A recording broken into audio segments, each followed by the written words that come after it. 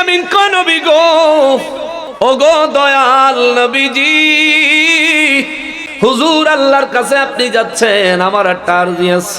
নবীজি কয় জিবরাইল তোমার আরজি? বলে জি ইয়া রাসূলুল্লাহ। আমার নবী বলেন তুমি না ইব্রাহিম নবীরে যায় কইতে আপনার মনের দুঃখ থাকলে কোন, আমি আল্লাহর কাছে যাই আল্লাহর কাছে বলবো? বলে জি ইয়া রাসূলুল্লাহ। আমার নবী বলেন তুমি কতটুকু পর্যন্ত যাইতা? কয় হুজুর এই যে সিদরাতুল মুনতাহা এই পর্যন্ত আমার সীমানা শেষ, এখানে আইসা আমি আল্লাহর কুদরতের দরবারে আমি এখান থেকে আরজি দিলে এখানেই উত্তর আসতো। আমার নবী রাহমাতুল লিল আলামিন কয় জিবরাইল আজকে আমি সিদরাতুল মুনতাহা থেকে আল্লাহর সাথে কথা বলবো না, আমি স্বয়ং আল্লাহর বাড়িতে যাচ্ছি, আল্লাহর দরবারে যাচ্ছি, স্বয়ং আল্লাহর সাথে আমি কথা বলবো। ও জিবরাইল মনের কথা থাকলে ক, আমি তোর কথা আল্লাহর কাছে পৌঁছাইয়া দিব। জিবরাইল আমিন কয় নবী গো আমার একটা আরজি আছে। নবী বলেন কি আরজি? কয় হুজুর যেই উম্মতের মায়া লইয়া উম্মতের জন্য বিভিন্ন দাবি লইয়া আল্লাহর দরবারে আপনি নবীজি যাচ্ছেন গো নবীজি, ওই আল্লাহর কুদরতের দরবারে আমি জিবরাইলের পক্ষ থেকে একটা আরজি রাখবেন, আপনি বলিয়েন আল্লাহ যেন হাসরের ময়দানে আমি জিবরাইলের একটা সুযোগ দেয়। নবী কয় কি সুযোগ? কয় হুজুর আপনি যেই উম্মতের মায়ায় কান্দেন, আপনার উম্মতের মধ্যে যারা বেশি বেশি পরিমাণে দুরূদ শরীফ পড়েন ওয়ালা গো নবীজি, আপনার দুরূদ পড়া উম্মত গুলার জন্য হাসরের ময়দানে মিজানে নয়, হাসরের ময়দানে পুলসিরাতের উপরে, যেই পুলসিরাতটা চুলের থেকেও চিকন হীরার থেকেও দাঁড়ালো, 30,000 বছরের সমান লম্বা রাস্তা, ওই পুলসিরাতের পোলের উপরে আমি জিবরাইলের 600 নূরের পাখা বিছাইয়া দিব। আপনার দুরূদ ও সালাম পড়নেওয়ালা উম্মতেরা আরামে পুলসিরাত পার হইয়া যাবে। সুবহানাল্লাহ। আর আমাদের দেশে এখন দুরূদ সালাম পড়ার কথা কইলি খালি ফতুয়া দেয়, হ্যাঁ খালি ফতুয়া দেয়, অথচ জিবরাইল আলাইহিস সালাম নিজের নূরের পাখা বিছাইয়া দিব পুলসিরাতের উপরে দুরূদ শরীফ পড়নে ওয়ালা নবীজিকে সালাম দেনে ওয়ালার জন্য। জোরে কন্যা সুবহানাল্লাহ। ওয়াজ শেষ। একটা প্রশ্ন আছে, আজানের পূর্বে ধারাবাহিকভাবে দুরূদ শরীফ পড়া সুন্নাত না বিদআত? কোরআন হাদিসের আলোকে উত্তর চাই। প্রথম কথা হইল আমি মাহফিলে প্রশ্নোত্তর দেই না, সব মাহফিলে এটা কই, এটা অনলাইনে ডেইলি যায়, তবুও মানুষে গেলে প্রশ্ন করে, কেননা ওয়াজ শেষ হওয়ার আগে ভিতরে দিয়ে প্রশ্ন ঢুকাই দেয়, দিলে হয় কি ওয়াজের পুরো মজাই নষ্ট হয়ে যায়। আজানের পূর্বে সালাত ও সালাম পেশ করা মুস্তাহাব মুস্তাহসান, এটা পড়লে সওয়াব আছে না পড়লে গুনাহ নাই? যেহেতু পড়লে সওয়াব আছে তাহলে আমাদের কি পড়া দরকার না ছাড়া দরকার? কারণ আমাদের হায়াত কি বেশি না কম? অন্য অন্য নবীদের উম্মতদের তুলনায় আমাদের হায়াত, তাহলে আমরা যত বেশি ইবাদত করব তত খুশি হবে কে? জোরে বলেন কে? দুরূদ শরীফ পড়া সুন্নাত, দুরূদ শরীফ পড়া ইবাদত, দুরূদ শরীফ পড়া বিদআত নয়। আজানের আগে দুরূদ শরীফ পড়া হারাম, বিদআত বা শিরক বা যে কোনো ফতোয়াই দেয় দুরূদ শরীফের বিরুদ্ধে। কেউ যদি আজানের পূর্বে দুরূদ শরীফ পড়লে গুনাহ হবে এমন একটা মজবুত দলিল পেশ করতে পারে, আমি তাকে 10 লক্ষ টাকা পুরস্কার দিব। আজানের আগে দুরূদ শরীফ পড়বেন। আরে আজানে নবীর নাম না নিলে আজান হয় না। নবীজির প্রতি দুরূদ শরীফ পড়লে এটা তো ভালো কাজ। ওই এই যে ব্রাহ্মণবাড়িয়ায় তো গত বছর আজানের আগে দুরূদ শরীফ লে 5 জনের মাথা ফাটাইছে না বাবা? আচ্ছা এবার একটু বিচার করেন, আমরা একটু নিজেদের আকলে বিচার করি। যে ব্যক্তি দুরূদ শরীফ পড়লো নবীর মহব্বতে না দুশ্মনীতে? কথা বলেন। আর এই দুরূদ শরীফ পড়নেওয়ালার মাথায় যে বাড়ি দিল এটা কি মহব্বতে না দুশ্মনীতে? তাহলে যে দুরূদ শরীফ আজানের আগে পড়লো এই ব্যক্তি নবীর মহব্বতকারী, যে ব্যক্তি তার মাথা ফাটাইলো এটা হলো নবীর দুশ্মন। ঠিক কিনা বলেন? পড়লে সওয়াব আছে, না পড়লে গুনাহ নাই। আবারও বলি মুস্তাহাব মুস্তাহসান সওয়াব। যেহেতু আমাদের হায়াত কম, ইবাদত বন্দিগি বেশি করে করতে হবে, নফল ইবাদতগুলি বেশি করবেন, তাইলে আল্লাহর ওলি হইতে পারবেন। মিশকাতুল মাসাবিহ কিতাবের মধ্যে নবীজি আল্লাহর হাদিসে কুদসি মুবারক বয়ান করেছেন, ফরজ ইবাদত দিয়ে ওলি আল্লাহ হইতে পারে না। ফরজ ইবাদত, ওয়াজিব, সুন্নত মুআক্কাদা ইবাদত ঠিক রাখার পর যখন বেশি পরিমাণে নফল ইবাদত করে তখনই বান্দা আল্লাহর ভালোবাসার পাত্র হয়ে যায়। জোরে কন্যা সুবহানাল্লাহ। আল্লাহ কয় এই বান্দা আমার কাছে যখন যা চায় আমি তা দিয়া দেই, যখন আশ্রয় চাই আশ্রয় দেই। জোরে কন্যা সুবহানাল্লাহ।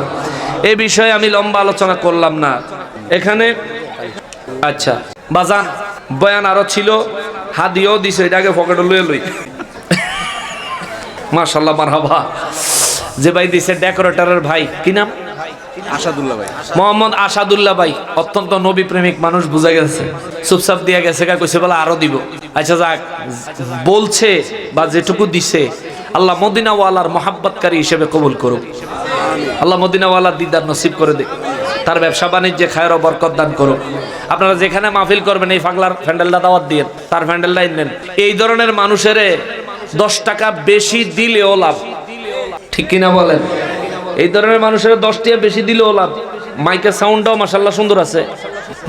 এই ধরনের মানুষের 10 টাকা বেশি দিলেও লাভ। এগুলি দেখে দেখে নবী প্রেমিক, নবীর জন্য জান দিতে পারে এরকম মানুষ দেখে দেখে এদের সাথে কারবার করবেন, এদের ছেলেবেলার কাছে ছেলে মেয়ে বিয়ে করাইবেন, বিয়ে দিবেন, এদের সাথে আত্মীয়তা করবেন, তাহলে সেনা আপনার পরবর্তী প্রজন্ম ঠিক থাকবো। আর নাহলে আউলা জাউলা জায়গা বিয়ে শাদী করাইবেন, দেখবেন ঘরের ভিতরে উল্টা পাল্টা ফেসবুক লাগাই দিব, ঠিক কিনা? খবরদার। এখন বাজান, এই মাহফিলটা এই বছর দ্বিতীয়বার। কেমন? আমি কিন্তু মাহফিলও কালেকশন করি না, বুঝছেন নি? মাহফিলও কালেকশন করি না। এখন হঠাৎ করে হেরাইয়া কইতাছে কালেকশন করতাম। আমি প্রথমত কালেকশন করি না কেন? আমার যথেষ্ট পরিমাণে হাদিয়া দিয়া তারপরে মানুষ দাওয়াত দেয়, আর আমার হাদিয়া আগে আগে দিয়া দেন লাগে। আমি মাহফিল আইয়া টেয়া পয়সা লইয়া টানাটানি করি না, দেন দিবেন নি খারাই থাউন, এগুলি আমি পছন্দ করি। এরপরে মাহফিলের শেষে টাকা পয়সা লইয়া রওনা দিলে রাস্তাঘাটও অনেক যারা তো বাইরে আছে কাড়িয়ে থাকে। অনেক সমস্যা তো আছে, এটা তো আপনারা বাস্তব জীবনে আছেন, বুঝেনি। তো এই জন্য টাকা পয়সা আর এমনি মাহফিলে লেনদেন করি না। বাজান যা দিবেন 2 টাকা কম আর বেশি আগে দিয়ে আলাদা। তো আমাকে অনেক হাদিয়া দিয়ে তারপরে মানুষ আনে। আমি যদি কালেকশন করে সময় কাটায় দেই তাহলে মানুষ ওয়াজ শুনে তৃপ্তি পায় না, আর আমিও ওয়াজ করে তৃপ্তি পাই না। আমি যার কারণে একদিন একটা মাহফিল করি, খুব বেশি বিপদে না পড়লে একদিনে 2টা মাহফিল করি না। ধরেন না, মনে করেন এমন এক মানুষ ছায়া বইছে যে না দিয়া পারি না, তা করে কইয়া দেই যে 2টা মাহফিল।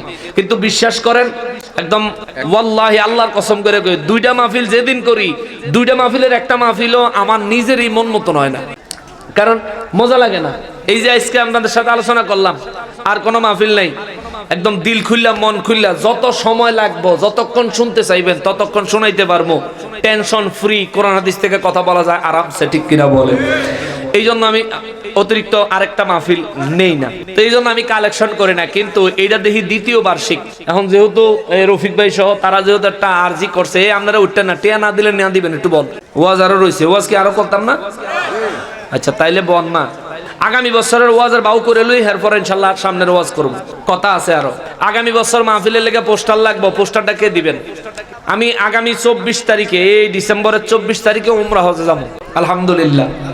আল্লাহ যদি নেয় আমি উমরা হজে যাবো। হ্যাঁ, নারায়ে তাকবীর, আল্লাহু আকবার, নারায়ে রিসালাত, অনেক কিছু লাগবে তো, পোস্টার, মাইক, প্যান্ডেল, তাবারুক। আমাদের যে মাহফিলের যে উদ্যোগটা, সবচেয়ে বেশি মহিলা টাকা দিয়ে আমরা আমাদেরকে সহযোগিতা করছে। আচ্ছা ঠিক আছে। আপনারা তো চেয়ারম্যান পাইছেন একজন, এরকম চেয়ারম্যান আজীবন বানাইবেন, বারে বারে বানাইবেন, এরকম চেয়ারম্যান বারে বারে দরকার, ঠিক কিনা কর?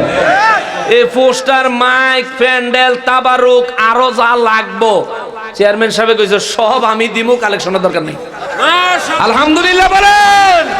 নারায়ে তাকবীর, নারায়ে রিসালাত। হে চেয়ারম্যান সাহেবের আগমন, চেয়ারম্যান সাহেবের আগমন। শাহিন ভাই এগিয়ে চলো। নাই নাই আসেননি? না না, বেশি না, কি কর? আরে আমার নবী রহমাতুল্লিল আলামিন বলেছেন দান 3 প্রকার, এক দান প্রকাশ্যে, আরেক দান গোপনে, আরেক দান ডাইনাতে দিবেন, বামাতে যেন না জানে।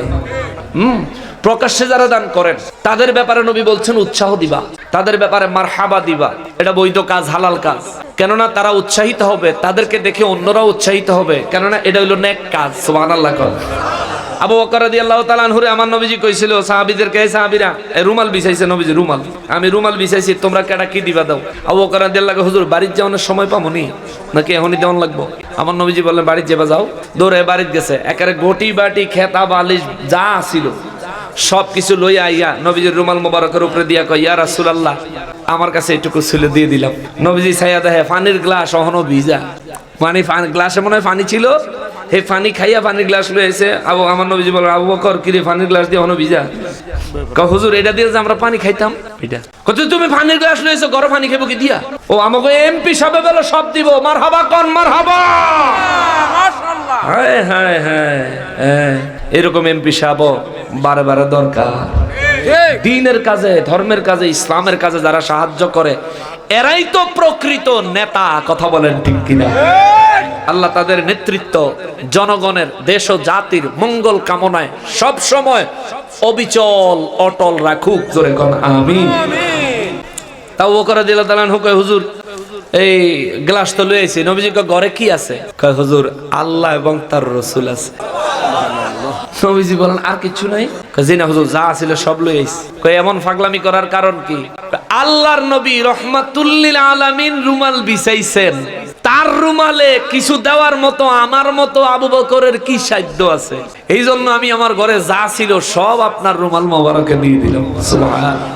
আজকে আমাকে এমপি সাহেব আবু বকর রাদিয়াল্লাহু তাআলা আনহুর মতো নিজের চরিত্র মোবারকের বই প্রকাশ করলেন। আল্লাহ তাআলা কবুল করেন, জোরে পড়েন আমিন। কিন্তু ভাই আপনার কাছে একটা দাবি আছে, এই মাহফিল কমিটি এডি তো সাধারণ, এডি তো চাইলে এমপির কাছে যাইতে পারতো না, এটা আপনার দায়িত্ব রইল, আপনি এটা আদায় করে দিবেন। 2 কোটি টাকা দিছে এখানে, ওরে আল্লাহু আকবার। না তাইলে আর কিছু কম লাগতো না, এমনি দিব, এমনি দিব। আল্লাহ তাআলা এমপি সাহেবের দীর্ঘ হায়াত দারাজ করুক, করা আমিন। আর এই বছর মাহফিলের আয়োজন করতে আমার মা বোনেরা বলে অনেক সহায়তা করছে, অনেক সাহায্য করছে। আবার মা বোনদের প্রতি আমি কৃতজ্ঞ। এটা কি প্রজেক্টটা আম্মাজান? হ্যাঁ প্রজেক্টটা চলতেছে। আম্মাজানদের প্রতি চিরকৃতজ্ঞ। আম্মাজানকে অন্তর থেকে মহব্বত করি এবং সালাম জানাই। প্রত্যেকের জন্য দোয়া থাকবে ইনশাআল্লাহ, আমার জন্য দোয়া করবেন।